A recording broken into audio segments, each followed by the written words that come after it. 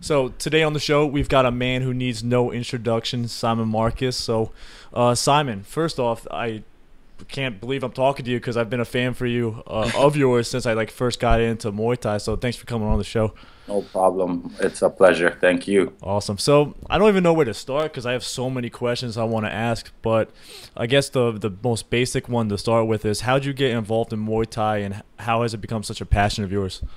Uh, for me, I was first introduced to Muay Thai at the age of 18, at 16 actually, and I was a kid who was kind of a wrestling fanatic when I was younger. I really liked to be active. I liked fighting, and I liked to fight. I used to fight often, and one thing led to another, which got me kicked out of school, and I changed schools. And when I went to the new school, it was really close to the Muay Thai gym I go to now. So a friend told me about it. I went there, and the rest is pretty much history. So you were into wrestling and stuff. Why didn't you fall into MMA, you think? Not wrestling as in wrestling. I mean, Ah, okay. you have the DDT in the schoolyard Ah, wrestling. okay, fair enough. You still watch any of that? I used to be hardcore into it. Yeah, I was really into it, and yeah, I loved it when I was a kid. So I just liked fighting or like action and in general. Cool stuff. Now, I know most of your training is done in there, Toronto at Siam #1 under Ajon Suchart, who's the man. And I was just wondering, what's it been like growing up in the sport under a guy like him who's so knowledgeable and such an influential person in the Muay Thai community? Whoa, I mean, it's been an amazing journey because you really get to embrace and soak in all the qualities of a master and all the qualities of a person who is so passionate about their art. And I get to learn every day. I get to open my mind and learn things, and not just learn things because you learn things, but like how do you apply them? How do you use them? How do you apply it to your everyday life and grow as a person? So he's taught me he's taught me a lot just being around him, watching him, listening to him, talking to him, and being his student. So it's been a blessing really just to have him in my life, period, whether in martial arts or not, just to be able to soak up a lot of life philosophies and teachings from such an experienced person and knowledgeable person. Yeah, I've watched some of his interviews and I always see him in the Muay Thai world, and it must be so cool to.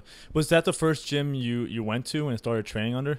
Yes, That's like it was. beautiful, you know. That was the first gym I walked into, and as soon as you walk in, you see this short-built guy with like this raspy voice, and you're like, "Oh, that guy's serious," you know. So his energy and his just his whole image just captures you right away, and then you hear him talk, and you see him teach, and you see him move, and it just you start to really understand that he lives and embodies what he talks about and not only just talks about it or teaches it, you know what I mean? Definitely. Now I know you and Matt Embry kind of started at the same time. Did you guys walk into the gym at the same point, or like what was that No, timeline? I started maybe almost a year before Matt or somewhere around that timeline. So when Matt first started coming to the gym, I was just starting to fight as an amateur and whatnot. But then he was one of the guys who took it more seriously. And it was funny because we do something called a blue shorts test in my gym. So after 3 months, five, six, depends on the person, you do a test to become intermediate so you could spar and start fighting. And I was actually the one holding pads for Matt on his blue shorts test. So we grew up together, and he climbed quickly and showed that he was the another person who was serious about fighting in Muay Thai. Yeah, you guys really just like are two of the main faces of Muay Thai in Canada specifically, and the fact that you both went to the same gym, you must have been feeding off each other. I can imagine. Definitely. What's it been like having him as like a training partner? And you guys have traveled and fought together. You've been through the ups and downs, and you both are Yeah. like high level fighters. So what's that been like having someone by your side? That's very important in as a fighter. It's important to have somebody to talk to talk to someone who will pick apart your weaknesses, someone who will sharpen you up, you know, and help you when you're getting ready for a fight. It's been amazing because we've both grown and we both continue to grow over the years. So I can't really tell you what it's like, but it's just it's good to have someone right there by your side on the same journey as you that can relate to you, even in times when like you might not feel as encouraged or you might feel down. You have someone who's been through the same thing who could tell you from firsthand experience, as opposed to just good sayings and good words. You know what I mean? Yeah, definitely, definitely. Now, switching gears a little bit, I want to talk about your most recent fights. And first off, congrats, man. That was a fun tournament to watch. Thank you. Were you happy with it? How did it feel to come out on top? It felt great. It was something I was working on the whole training camp and envisioning the wins and envisioning the fights. I knew I just had to get in the ring and do me, and that's what I did. So, yeah, I was happy with the performances. I can always look at my performances and see what I could have done better and what I need to improve on for the next one. So I do that. But overall, I was happy to get the win because that's what I needed to do. Cool stuff. Now, how did you feel in the fights, specifically, obviously, against Wayne Barrett and Jason Wilness? Can you kind of walk us through what your mindset and what your game plans were like during those fights, and did you like follow through with those game plans? For Barrett, I knew I was fighting him for sure in the first round, so I had more of a focus on what it was going to be like than either Wilness or Pereira because I knew that was for sure. But with Barrett, when I stepped in the ring with him, I know he likes to move around. I know he has really good boxing skills. So I just had to use the techniques and the weapons I had at my disposal to fight a smarter fight as opposed to just trying to use my heart and use power him. So I just took my time. When I was in the ring, I felt like there's certain times when I wanted to be more aggressive and I wanted to be more assertive, but I just game plan, stay relaxed, and pick my shots where they came in, and it was working. So even though it seemed to be a somewhat of a close fight, I decided to stick with my game plan as opposed to rushing it, which I've done in the past. Do you think that had to do with the fact that you could possibly be fighting a second time? Was that like in the back of your mind? The fact that I could fight again? Yeah. No, I wasn't thinking about that at all, to be honest. I prepared for twice in a night, multiple times, sometimes two hard fights, and I knew physically I was ready, so that wasn't really an issue. It was just more strategically that was my game plan. Cool. Now, when I knew that you were coming on the podcast, I asked the fans if they wanted to ask any questions, and a ton of them, there was like hundreds and hundreds of questions, so I had to kind of sort out and figure out which ones Cool, to ask. man. But a lot of them had to do with your fights on Glory and just how you've transitioned from Muay Thai to Glory. So one of the first questions is from my buddy Paul Banashik, and email is Saza, who asked similar questions. They wanted to know, has it been hard adjusting to the Glory rules, especially after being so fluent in Muay Thai? I wouldn't say it hasn't been hard. It just takes a little bit of time. I've been doing Muay Thai for so many years. I'm used to fighting close too because at my weight class, a lot of guys are boxing oriented, whereas where I'm a Thai fighter, I kick and I knee and I elbow as well. And I have that advantage over a lot of opponents. So in the past, I've been used to going where I'm stronger than them as opposed to boxing and kicking only. I like to clinch. I'm strong in the clinch. So the adjustment is really, after hitting, not just grabbing, not going in every time, fighting a little bit from the outside. And it takes a little bit of time, but it really hasn't been hard because it's something I'm able to do. It's just kind of rewiring your mind state and keeping it in mind not to always go inside and stay outside and pick your shots. Do you feel like you found a good middle ground now after being in the Glory ring a handful of times? Definitely. Like I like the glory from kickboxing or Muay Thai. I can do it. I like it from the beginning. Like I said, it's just certain guys are more comfortable with the glory rules, and at the time I was more comfortable in the Muay Thai rules. But right now I feel like I'm comfortable in both. So it's really either or for me. Fair enough. Giorgio Mariani had a good question too. He asked, "What are the main differences in tactics between your Muay Thai fights and Glory or K1 style fights?" You were talking about like clinch because your clinch is so Right. strong. So kind of because with Glory you can clinch for a few seconds if you're delivering knees and Right. everything. So that doesn't take that away. But the ability to wear on someone like you normally do Yeah, yeah, is completely definitely. out. And elbows. Yeah, That's that a too. factor. So, like I said, basically like what I just said in Muay Thai rules, I'm able to use every weapon. Uh, if I feel he's better on the outside than the inside, I'll take it to the inside or and whatnot. But in Glory, it's very limited clinch. So I've had to just work my outside game a bit more, get more comfortable in the long and middle range, and just use my brain a little bit more to do so and stay out of danger. So Is the 5 round and 3 round a big difference for you? Do you change the pace that you set? somewhat. I mean, Depends on the opponent, I'm assuming. in a five rounder, when you're in a close round, uh, and you've been winning the fight, you can rely more on trying to get through the round and moving forward and winning the next one, or or just if it's close, you can try to do your best to, win the round. But in a three rounder, it's especially with judges and leaving it in judges' hands, you really don't want to give up any rounds because it's that much closer. So it just makes it a little bit more. You just have to be a little bit more precise in each round as to winning the round. It doesn't really matter about the time. It's Hmm. just more about the scoring of it. So whether you start slow or fast, you just have to win the rounds. Do you think you've adjusted to the scoring system that Glory has too? Because like when you fight in Thailand and you fight in Muay Thai promotions, obviously some things are gonna score more than others. Right, And then Glory, they're looking for forward moving aggression in one way or right, another. Were you worried, especially against like when you fought Wilness? Wilness was moving forward. He wasn't doing shit though. right, And yeah, then when you were fighting Barrett, he was pretty much. You guys were back and forth, but were you right. Yeah. worried that since you weren't using your constant pressure that you normally were, that the judges were going to score on the other side?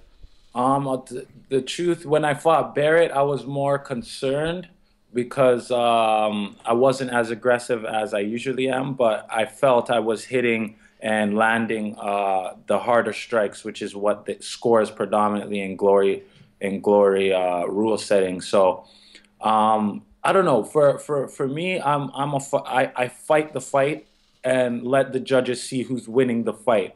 I don't just try to score, but I'm trying to win the fight. And glory rules is similar to Muay Thai in that the person who's doing more damage, the person who's winning the fight, should be awarded the round. So it's very similar. I don't choose one weapon over another just to score. I hit you with any weapon that's open in trying to advance in winning the fight or damaging you.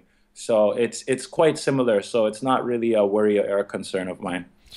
Giorgio also wanted to know, this is an interesting question. Is there any specific fighter or martial artist who has inspired you, whether in your career or just your general fighting style? Um, I study a lot of fighters in general. In the beginning and still to this day, I watched a lot of golden era Muay Thai. So those were like in the 90s, some of the best Thai boxers you ever see. I watch guys like Sak Mongko, who just has like a heart of steel and never backs down from a fight no matter what. Nam Bon, they call him the ring genius. So, Boakao Porpamuk or Boakao Banchamek now.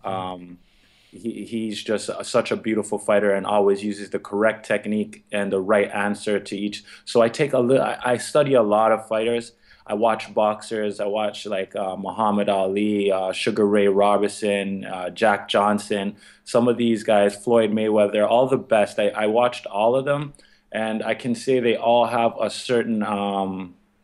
There's something I take away from all, which is like their confidence, their winning ability. What they all bring something different, but they all have something in common. So it's that thing in common that I really I look into, because everybody has a different skill set or talent. It's the mindset and the desire that really puts them in a common group that makes them a notch above the rest. So there's so many. I watch Bruce Lee. I read books. I read books like the Book of Five Rings by Naomoto Musashi. and there's so much knowledge that you can get from everywhere. So I could watch an amateur fighter and learn something, you know. So I'm always learning and I'm always taking away. I take in whatever I can It's like and try that to apply beginner's it. mindset, you know? Always, yeah, definitely, definitely. There's always something to learn, so you just add it, and that's it. Fair enough. Now, speaking of Buakaw, I had a bunch of people asking about him. Jacob Paulson, Jack Taylor, Sergio Benitez, they all asked about your training with Buakaw. And could you kind of give us a review of what your training was like at the Bantamweight gym and talk a little bit about the whole purpose of your training camp there? The purpose, first of all, the purpose of my training camp was just to go focus on my training, Fair just to enough. focus completely. When you're in Thailand, you're training twice a day. You're sleeping in between. You're not doing much else but just focusing on your training, focusing on your craft. Whereas when I'm in Canada, sometimes I have other things I have to do, this and that. So it can be a little distracting at times. So I went there just in main goal was just to focus, get fit, and practice the things I needed to practice. Now training with Bokal, it's I've trained with Bokal in the past. We've gotten really close, and I've learned a lot from watching him and from him teaching me certain things.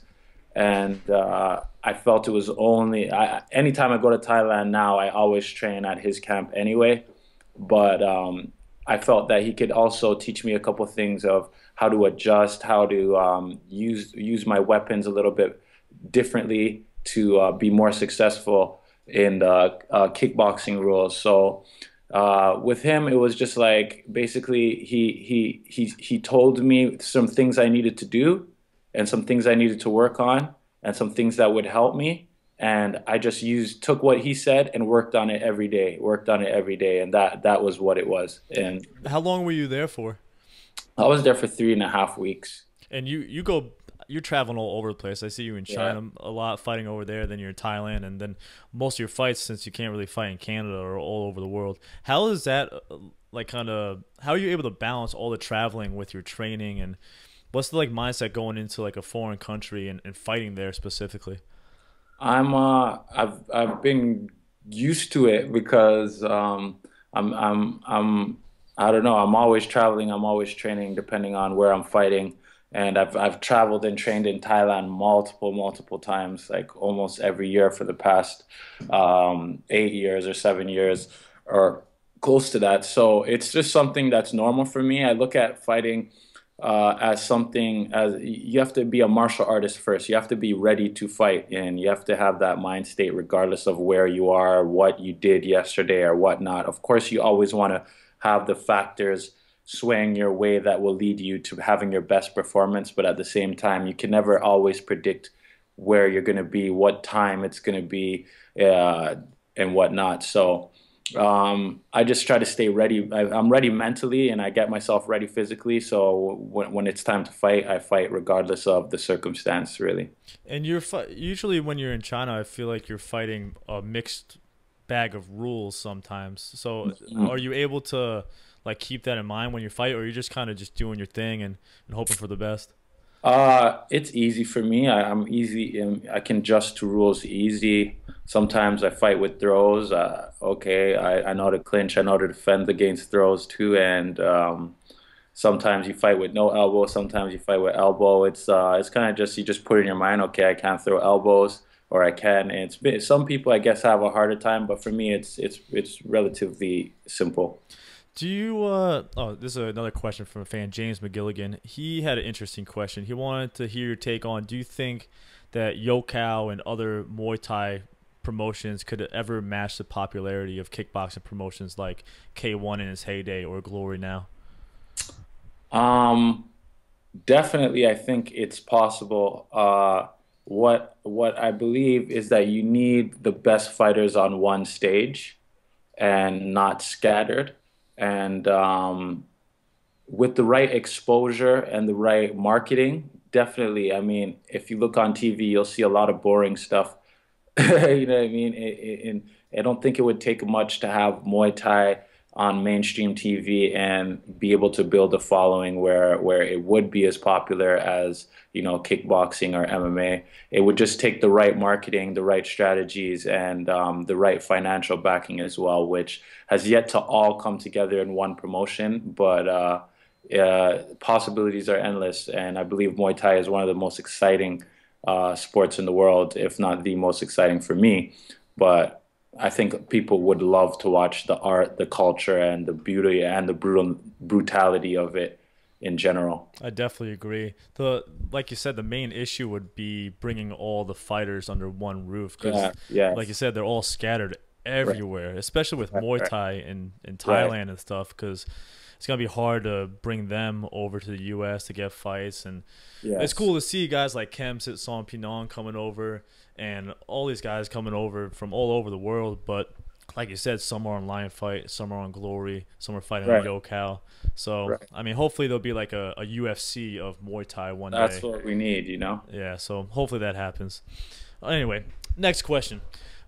This comes from George Nippa and Lewis Flynn, who both had similar questions, and they want to know if losing the two fights in a row after being undefeated for so long It made wasn't you. in a row, but It wasn't. Oh, you had a no, fight in between. I had, yeah, I won a title in between Oh, go figure. Of course, you China. won another title.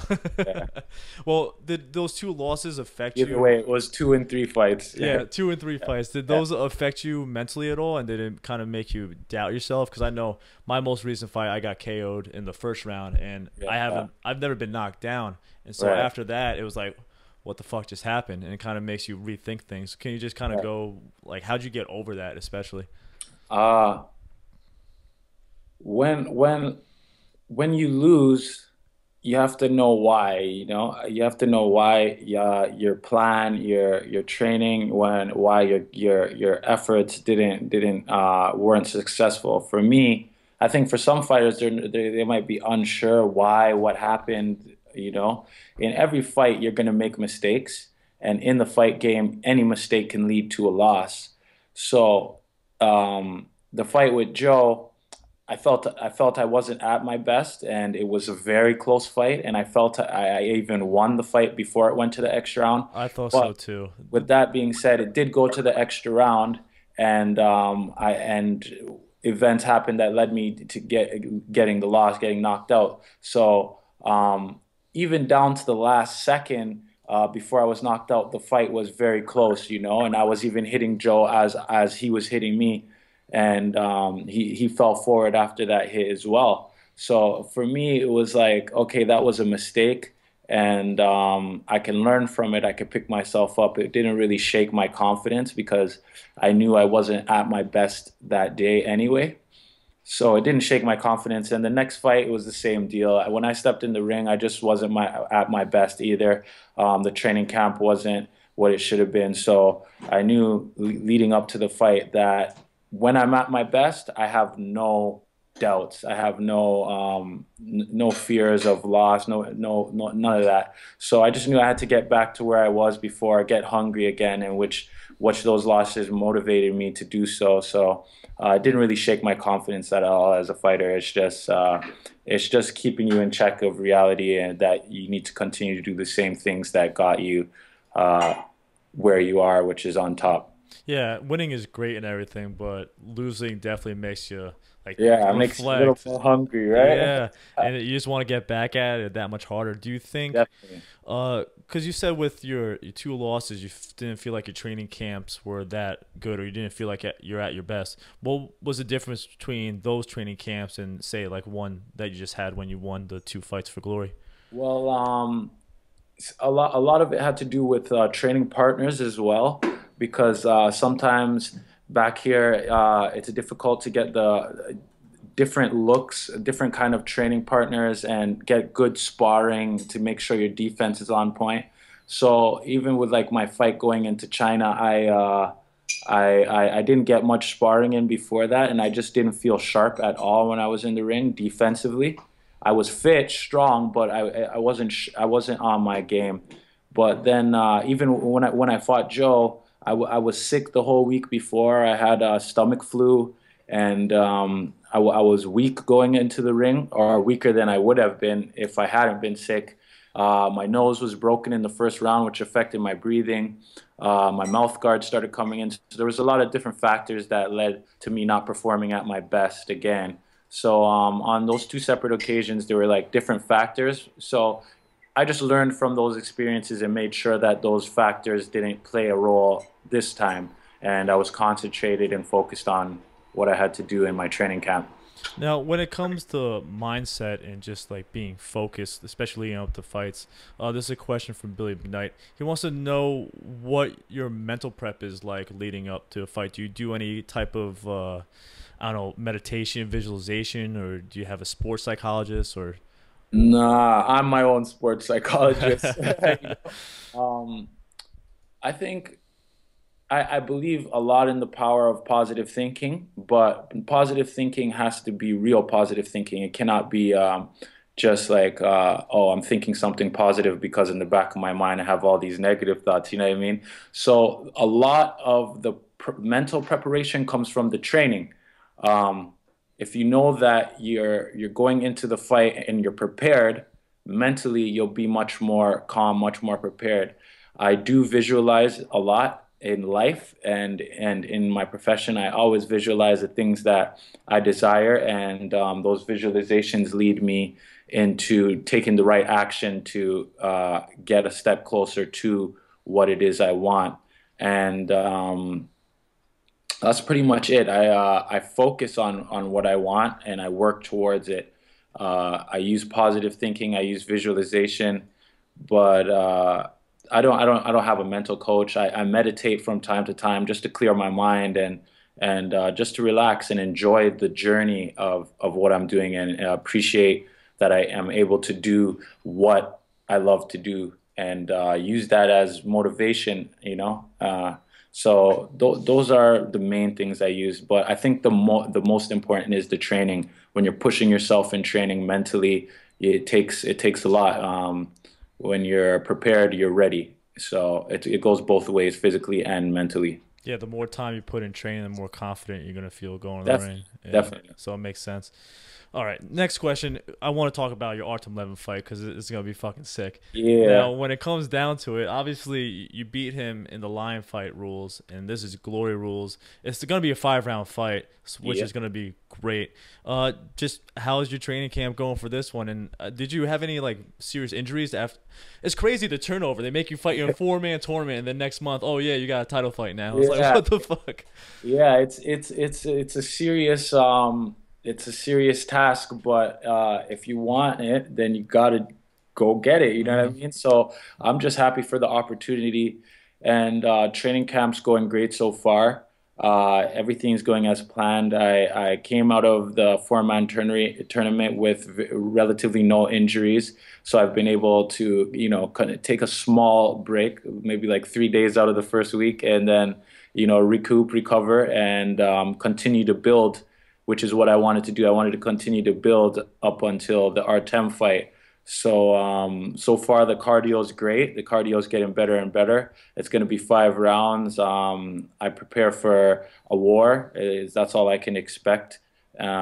And everything's going as planned. I'm getting great sparring. I'm getting great training. I'm working on some things I wanted to work on, and just improving overall as a fighter. So I'll be ready May 8th. Yeah, so with your last fight against Artem at Lion Fight, from what I can remember, a lot of the fight was won in the clinch, and it was a really close fight, but you Yeah, obviously came out on top. How are you gonna adjust?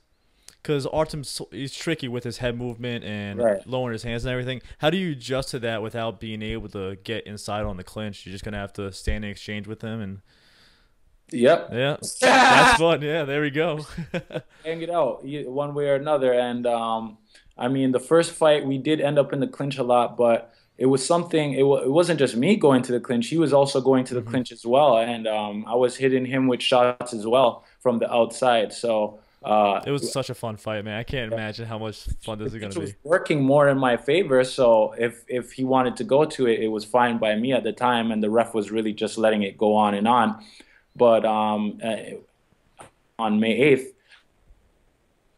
clinch. We're gonna stand and fight one way or another. And my mind is set. My mind is focused. I'm gonna defeat Artem. I'll be the victor one way or another, and I'll find a way to do it. And I'm confident I have the skill set and the focus to do it as well. You're very convincing, and your background, obviously, with your confidence, it's sky high. And coming off those 2 wins, it's gonna be a sick fight, man.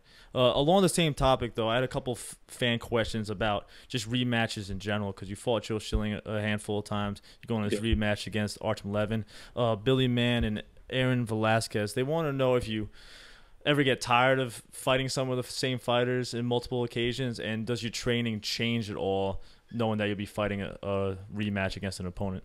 Um, as for getting tired of fighting the same fighter, never. Um, for me, pretty much most of the I've had a lot of rematches in my career actually, and uh, I mean, a fight is a fight, and we fight today, it won't be the same fight we fight tomorrow, but it's fun for me to go back into a fight knowing what the first experience was like and getting a feel for that opponent and then, working toward the same goal the next time around. And as for training, definitely, I mean, if you fight someone and you get a taste of what's their strengths and what's their weaknesses, you're gonna focus more defensively on eliminating their strengths and building your strengths against the weaknesses that you or the things that you're successful in the first fight. So it changes a bit, but for the most part, my focus in my training camps is on me, my technique, and my training. So it's always fun regardless. But a fighter like Artem Levin, which was a good fight the first time, and even like Joe Schilling, I'll never get bored of fighting those guys because it's a challenge every time on its own. And the best man on the day will win. Well said. Along the same lines, do you watch videos or analyze videos of your opponents at all? I do. I wouldn't say I do it much. I mean, I look for things that I feel that I could do against them and that maybe other people have done that have worked in the past that I know I could do as well. But I know some fighters really study and put together a game plan and like really look at their opponent. I'm not really one of those fighters, but I do look for things that might catch me off guard if I'm not unfamiliar with the opponent or I just kind of get a feel. I get a feel in my mind of for what their fight style is like and what it would be like fighting them. But I don't like to go into the fight with too many expectations of a certain style or a certain move's going to come at me because I like to be ready for anything. So Fair a enough. bit. I watch a bit. Now, in regards to your training, a fan, Dan Kent, wants to know: do you follow any type of periodized training program year round, or like an in-season, out-season training, or are you just pretty much just in the gym all the time, always training? No, for the most part, I try to train as much as I can, whether I'm fighting or not. Given my schedule, I always like to improve, like to have fun with it too, But when a big fight, and I've had a lot of big fights in the past couple of years, or when a fight's coming my way, of course your training steps it up a notch. So it's more it's a little bit more on schedule as and you know exactly what you got to do and what you got to do to prepare. But when I'm off season, I still train. I still like to stay fit, and but also there's times when I just take a break just to relax the body, let the body heal, and also relax the mind too. So I'm not always like feeling like, oh, I gotta be in the gym every day. But when you stop for a bit, then you get like hungry. Oh man, I want to go back in the gym again. So it's nothing around season that changes. It's just fight comes, train, train, train, train, get ready. Fight's not here, okay, train a bit and still get ready. So going back to what you said about taking a break mentally, do you ever find yourself getting close to like mental burnout or overtraining? Have you ever like battled that kind of stuff before? I've battled it before in Thailand. I feel like Well, everyone's battled it in yeah, Thailand at some point. yeah. I was training at Port Pramuk, and I was there for 8 months. And I don't know if anyone who's ever been there knows exactly what I'm talking about. Like they train a lot and they train really hard there. And it's like 3.5 hours every morning and evening, 6 days a week. You're running 20K and you're doing 20 minutes of pads and you're hitting the bag for hours and you're doing all these drills. And it was something that I chose to do at that point of my career to push myself to the next level. So I forced myself to stick with it, but mentally it was very tough. And of course, there's times when you're pushing yourself, and I mean, I don't know, in different arts, in different jobs, it's one thing to push yourself, but as an athlete, as a fighter in specific, you have to push yourself to a different threshold for each fight, especially a big fight. You really have to push yourself, and mentally, if you're doing that constantly, it can be draining. So you do need a break where, okay, today I'm not forcing myself as hard as possible to do what I have to do. You just need a break where you can relax and chill out and just like, just do regular stuff, But as a fighter, there's times when I feel like, okay, like I've been like a couple big fights back to back to back, and you're like, okay, here we go. We have to push again. But yeah, it can get draining at times, but I always seem to find the motivation in the reward and thinking about the reward. That makes sense. Now, when it comes to like taking those breaks in Thailand, were your breaks essentially just they were still training, but you just weren't killing yourself like you normally would? Did you ever have any time off during those 8 months? I hope Uh, so, man. the time off, I was there for 8 months and I fought 8 times. So the time off was the week after each fight. You get a week off to relax and to let your body heal, and then you're back at it. So in the 8 months, I took about maybe 8 weeks, or sometimes I was fighting a little bit closer to each other. So there was about an 8 week period sporadically where I wasn't fighting, which was important because when I first got there, I didn't have any fights coming up. And I was like, damn, could I just get a fight already so I can get my week off? Just because of how hard the training was. But Hmm. yeah, man, it's important. It's very important for me to take a little bit of time off, just to recover the body, especially when you push it so hard, and the mind as well. Do you do any type of strength and conditioning or weightlifting with your training? Um, in my home gym, Siam number one, we have a program, a class. So you start as a beginner and then you move to intermediate. So the intermediate slash fighters class is twice a week. And in these classes, they're 2 hours long. The first hour is all strength and conditioning. So we're doing sets of 80, 70, 100 push-ups, sit-ups, sets of 80 to 100. And it progresses. At first, you start at 40, you move up 50, 60, but over time, we get up to 80. And I don't mean in a day, but over time of your training and Hmm. your career. So we do a lot of push-ups, we do a lot of sit-ups, we do squats, jumping jacks, leg flutters, crunches, movements, kicking your leg up, all kinds of different exercises, and we do that for an hour. So that's when people look at me and say, "Okay, what kind of training do you do?" That's the majority of what has led to my strength and conditioning is that hour of cardio and conditioning, and also I run regularly. And we always finish our class with sit-ups, as most Thai camps do. But as far as weights go, basically in the last 8 years I've been training, I barely have ever lifted weights, just because I've always felt the push-ups, the sit-ups, the pull-ups, the dips, all that was covering it all, and I like that kind of workout where you're just using your own body weight. And in the past, when I've even tried to lift a little bit of weight, I tend to get a little bit bulky, and it makes me slow and not as fast. But my last trip when I went to Thailand, I was doing so much cardio, and the heat and the training was I was shrinking. I was losing a lot of weight, and our fight weight is at 187 in Glory, and I was like walking around at like 186, 185 just naturally. So I felt like I was gonna lose weight regardless, but if I could just build a little bit of muscle to keep a little bit more weight on and not be undersized going to tournament was good. So I lifted a little bit of weight, but it helped a lot. Like I would lift like two sets of like 20 pounds on each side, Beast. bench press. Yeah.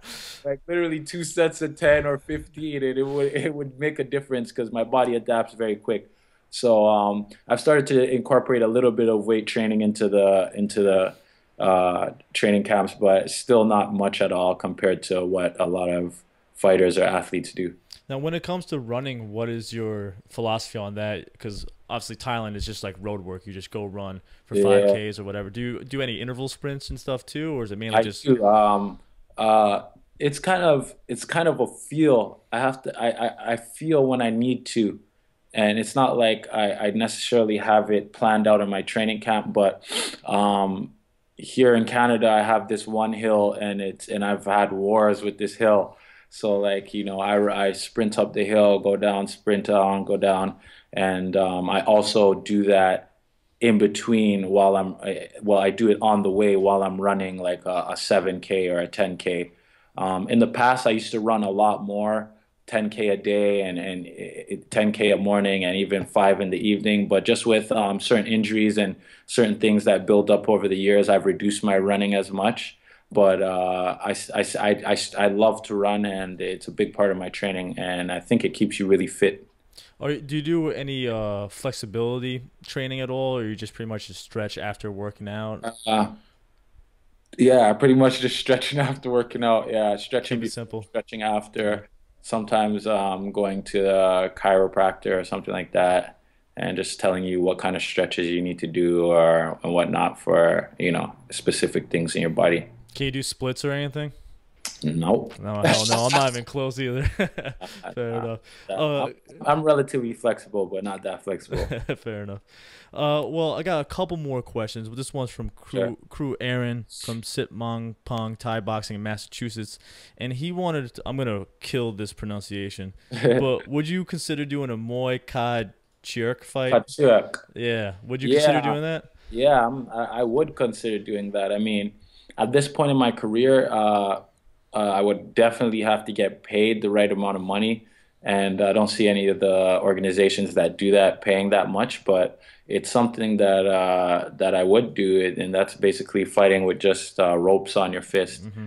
and man, just do it for fun, I guess. Well, Thai Fight does it, but I feel Yeah, like no right. one your weight class really fights on that promotion, though. Not really. They haven't had many fighters in the like many good fighters Yeah.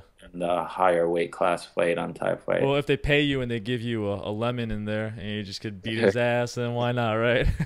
Maybe. What about Burmese boxing, which is like the headbutting and all that crazy shit? I don't know about that, but I mean, I'm a fighter, man. If you want me to fight, you pay me, I'll fight. Fair enough. All right, man. Well, I've bombarded you with a ton of questions, and you've done an awesome job at answering them. Well, but before we wrap up, I've got two last questions, if that's cool. Sure, for sure, All brother. right. First off, if you were to give one piece of advice to upcoming fighters or new fighters who want to be successful, what would that number one tip be? The number one tip for fighters is, well, I can't judge what reason you want to fight. For me, it's because I love it and it's in my heart. And I think it's important that you love it and you're doing it for that reason. But I've seen fighters who don't do it for that reason who have still become very, very, very good fighters, if not some of the best fighters.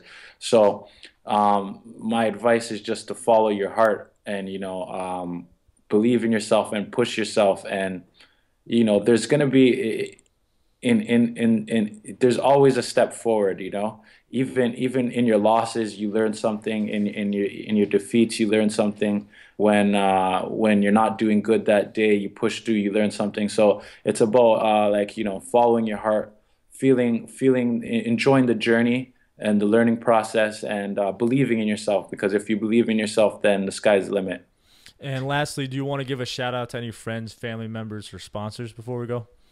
Most definitely. I want to shout out In Fight Style for sponsoring me and hooking me up with the great apparel for my last fight. I want everyone to look out for my clothing line, my clothing coming out soon. It's going to be called Original Bad Boy Apparel. It's not out yet, but you can look forward to it. I want to shout out Nathan from Muay Thai Authority for helping me out over the years and doing some good PR for me.